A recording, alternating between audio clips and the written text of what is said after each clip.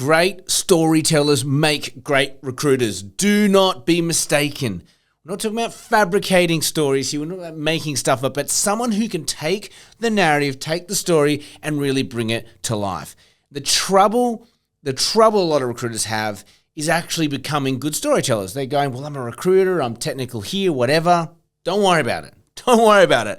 I've got a really simple 5-step playbook for you to follow and to probe and question. It will actually lift everything you do in recruitment, from writing ads to writing LinkedIn briefs and securing more placements. It's really that simple. So, as I said, great storytellers make great recruiters, and here's my 5-step plan to make you a better storyteller.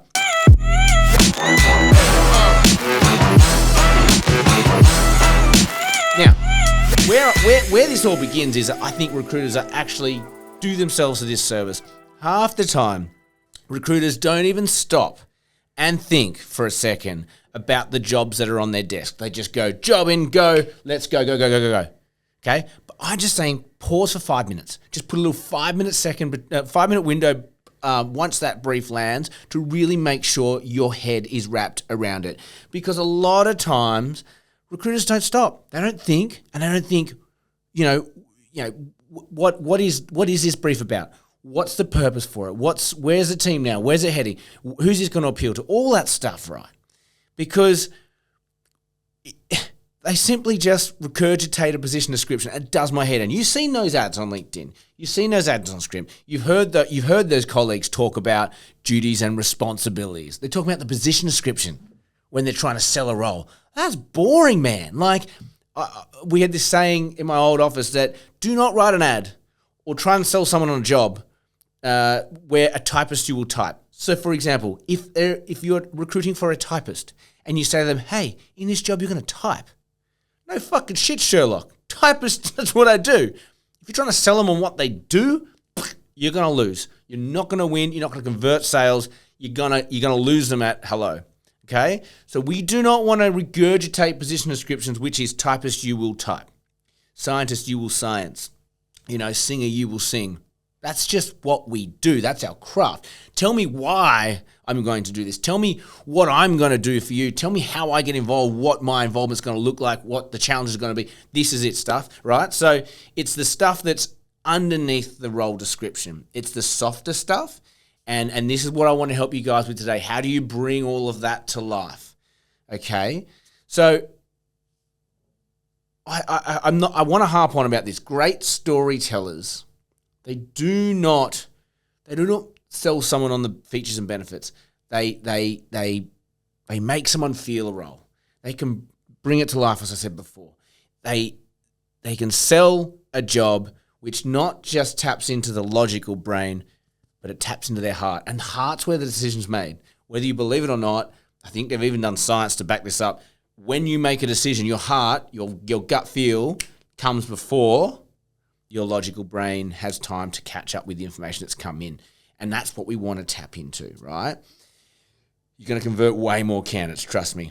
My understanding is that great storytellers can articulate a challenge. They understand their market. They understand their clients, and they understand their candidates. So it really does start with an understanding. You don't have to be a great writer. You don't have to be a great storyteller. You don't have to be able to bring something to life, because that sounds really overwhelming for someone who's not good at that, or perceivably not good at that. What I want to focus on today is quite simple. Like, how do we make you today a better storyteller? And it's going to start with some real fundamentals and basics. I said at the top, when a job comes in, pause. Give yourself 5 minutes. Sit down. I want you to ask yourself, here's the 5-step playbook coming up. There's 5 questions you're going to ask. And if you can answer those 5 questions confidently and it feels good, then go off and do your normal activities, because everything's going to lift off the back of that. So let's get stuck into it. First, the first question, when that job lands, ask yourself this. Who is this job going to appeal to? Like, actually understanding who you're targeting. Get into the psyche of it. So I always look at, for example, if it's a manager role in any industry at all, it's a manager role, but it's like a young manager. Like, we don't need someone who's got all the experience in the world. We're happy to just someone who's managed a couple of people before. This team's a bit bigger, but that would be okay. So you think, okay, This might appeal to someone who's maybe done some team leader work, maybe they've mentored some people, maybe they haven't quite had that opportunity to manage, but they're ready for it. I think that's the one that's going to be easiest to convert. So I start thinking, this is the sort of profile I'm probably going to attract to this role. The person I actually want's possibly doing this role already. Okay, that's fine. So there's probably a couple of profiles, and start thinking about the actual people you're going to start seeing wanting to go for this role, or the people you're going to want to see being put forward to your client. So then all of a sudden that's a pretty obvious one, right? But the second question you want to ask, okay, is why this is going to appeal. I can't touch on it before. Why is this going to appeal to the individual? You need to be able to articulate that. A lot of people get stuck here. They can't tell me why this job's good. They can just tell me that it's a aeronautical engineering role and it's working for this, listed company. That's fine, great. But I don't think that's enough. We need to understand why this thing's going to appeal, okay? And every market's different, so I don't want to skew it too hard. But it will be like, what's going to, and when I say why, it's like what's going to motivate somebody to leave their current job? Maybe they're stuck. Maybe this role is within a company that is quite proactive at promoting from within. So I know that's quite generic in itself, but what I mean by that is we've seen countless times where people have come in who haven't got the expertise to be that low-level manager, but they've said, here's a 3-month plan, we're on a trajectory, we're going to get you X, Y, Z, and once you've hit those X, Y, Z metrics, you are now a manager. You're not only more valuable to the company, you're actually more valuable to your career and the wider market itself. So we can see that, that might be why it appeals, because someone's stuck in their current role. They're not getting the mentorship or the training to get to that next level. But this company's actually willing to take someone from the outside and do that for them, take a punt. That could be a why. There's countless whys.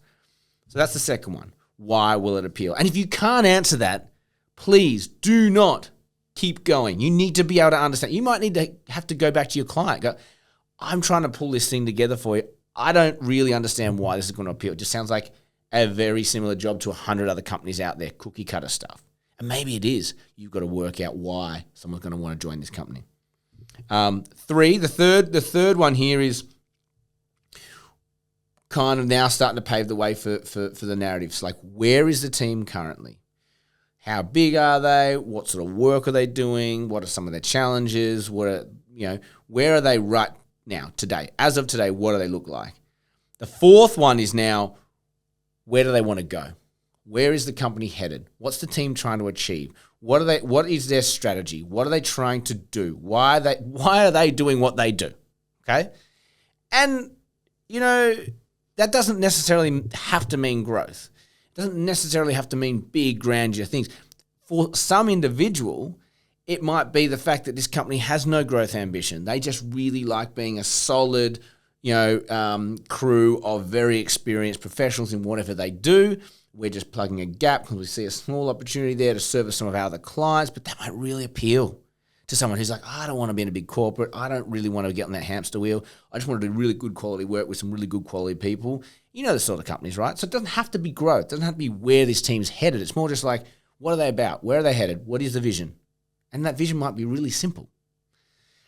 And then the last one is, how will your candidate, or how will the person you're trying to attract, how are they going to contribute to all of the above? How are they going to contribute to where the team is now? What is that journey of where they're headed, and what is their contribution to get them there? Because that's the part where you can start to bring it to life.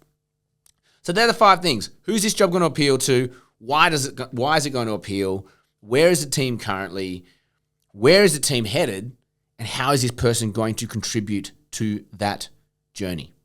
They are simple 5-step playbook to turn you from an average storyteller to an exceptional storyteller, because we know that if we can get this right, if you can answer those 5 questions, test it now. Press pause. Go and find a job brief that you're working on right now, that you're about to do stuff. It's come in the last day. You haven't done ads. You haven't done LinkedIn. Just press pause, get the job, and answer those 5 questions, and just see how clear it becomes of how you're going to attack this thing.